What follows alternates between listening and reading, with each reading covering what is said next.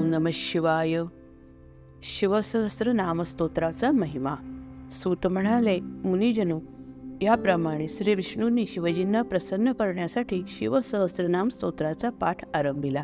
त्यामुळे शिवजी संतुष्ट झाले. त्यांनी श्रीहरीची परीक्षा घेण्याचे ठरवले. पूजनाचे वेळी एक कमळ कमी आहे हे जाणताच विष्णू व्याकुळ झाले. क्षणाचाही विलंब न करता त्यांनी आपले नेत्रकमल अर्पण केले. त्यामुळे शिवजी तत्काळ पार्थिव लिंगातून प्रकट झाले. तेजस्वी शिवजींना पाहून विष्णूंना अतिशय आनंद झाला. त्यांनी नम्रभावाने शिवजींना नमस्कार केला. शिवजींनी प्रसन्न होऊन विष्णूंना तेजस्वी चक्र दिले. विष्णूंनी आदर भावनेने ते सुदर्शन चक्र स्वीकारले. शिवजी म्हणाले, अनेकांनी आपल्या दुःखाचा नाश व्हावा म्हणून सहस्रनामाचा पाठ करावा. अनेकांवर विविध प्रकारची संकटे येतात, तरी त्यांनी या सहस्रनामाचा जप करावा, म्हणजे ती संकटे दूर होतील. या सहस्रनामामुळे रोगांचाही नाश होतो. हे सहस्रनाम विद्या, धन याची प्राप्ती करून देणारे आहे.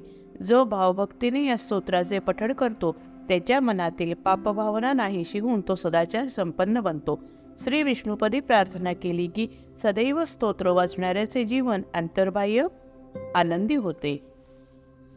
काही प्रमुख शिवभक्त. ऋषी म्हणाले, सूतजी, आपण महान ज्ञानी आहात.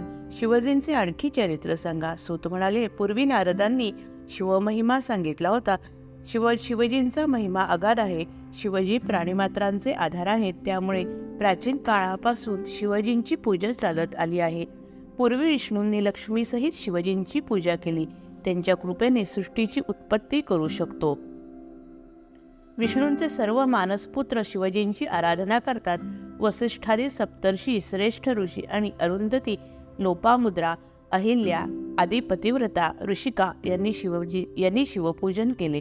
दुर्वास, विश्वामित्र, दधीची, गौतम, कणाद, भार्गव, बृहस्पती, वैशंपायन, व्यास, उपमन्यू, याज्ञवल्क्य, जैमिनी, गर्ग, शुक्र, इंद्रादी लोकपाल, 8 वसु, गण, गंधर्व, किन्नर, दैत्य व महात्मे शिवजींचे पूजक आहेत.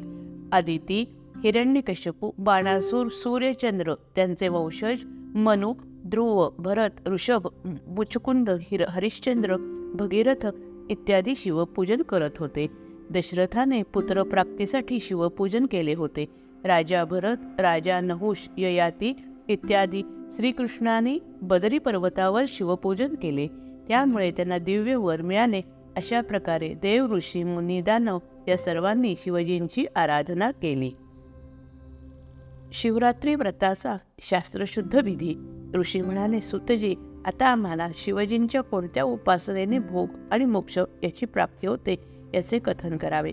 सूतजी म्हणाले, वेदवेत्ता जबलादी मुनींनी अनेक व्रते सांगितलेली आहेत. प्रत्येक अष्टमीला फक्त रात्रीचे भोजन करावे. शुक्ल पक्षातील एकादशीला भोजन करू नये. दोन्ही पक्षातील प्रत्येक सोमवारी फक्त रात्रीचे भोजन करावे. शिवपूजा करणाऱ्यांनी हा नियम अवश्य पाळावा. शिवपूजन, रुद्रजप, शिवालयात उपवास आणि काशीला देह ठेवणे हे मोक्ष प्राप्तीचे सनातन मार्ग आहेत. शिवरात्रीचे व्रत सर्वात श्रेष्ठ मानले आहे. हे व्रत कल्याणकारी आहे. हे व्रत सर्वांना करता येण्यासारखे आहे. माघ मासातील कृष्ण पक्षातील शिवरात्रीचे विशेष महत्त्व आहे. शिवरात्री ही अनेक पातकांचा नाश करणारी आहे. शिवव्रत करणाऱ्या भक्तांनी ब्राह्ममुहूर्तावर उठावे, मंगलस्नान करावे, शिवजींचे स्मरण करावे, शिवालयात जावे, शिवलिंगाची विधीपूर्वक पूजा करावी व पुढील संकल्प करावा. महादेव नीलकंठ मनोस्तुते कर्तुमिच्छाम्यहं देव शिवरात्री व्रतम तव तव प्रभावाद्देवेश निर्विघ्नेन भवेदिति. कामाद्यः शत्रवो मां वै पीडां कुर्वन्तु नैवहि. महादेवा, नीलकंठा, माझा नमस्कार असो. मी तुमचे शिवरात्री व्रत करू इच्छितो, तरी तुमच्या प्रभावाने व्रत व्यवस्थित संपन्न व्हावे. कामक्रोधादी शत्रू मला पीडा न देवोत. असा पवित्र संकल्प करून शिवालयात जावे. 3 वेळेला आचमन करून पूजेला प्रारंभ करावा. शिवजींचे गीत, वाद्य, नृत्य यासह पूजन करावे. ओम नमः शिवाय या मंत्राचा जप करावा.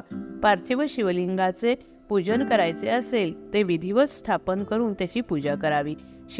शिवरात्रीच्या दिवशी ओम नमः शिवायचा जप करून आनंदाने जागरण करावे. अंतःकरणापासून हात जोडून प्रार्थना करावी.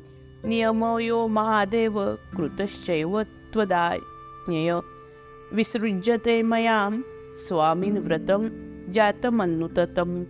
जातमनुत्तमं व्रतानानेन देवेश यथाशक्तिकृतेन च संतुष्टो भव शर्वाद्य कृपां कुरु ममोपरी. हे महादेवजी, तुमच्या आज्ञेने मी हे व्रत ग्रहण केले आहे. ते उत्तम व्रत संपन्न झाले आहे. यथाशक्ती केलेल्या या व्रताने आपण संतुष्ट होऊन माझ्यावर कृपेचा वर्षाव करावा. आता मी या लिंगाचे विसर्जन करत आहे. शिवभक्त ब्राह्मणांना आणि संन्याशांना आपल्या शक्तीनुसार भोजन द्यावे. ते भोजनाने तृप्त झाले की आपण भोजन करावे. पार्थिव शिवलिंगाचे अनेक उपचाराने भक्तिपूर्वक पूजन करावे. प्रारंभी गंधपुष्पादी 5 द्रव्यांनी पूजा करावी. जे द्रव्य आपण अर्पण करतो त्यावर जलधारा सोडून द्रव्य खाली उतरावे. ओम नमः शिवायचा 108 वेळा जप करावा.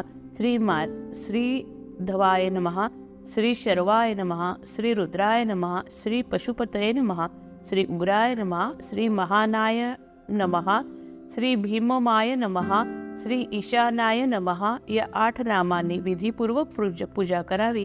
कमळ आणि बिल्वपत्रे अर्पण करावीत. ओंजळीमध्ये फूल घेऊन प्रार्थना करावी. या व्रताने शिवजी माझ्यावर प्रसन्न होत. जय जय रघुवीर समर्थ.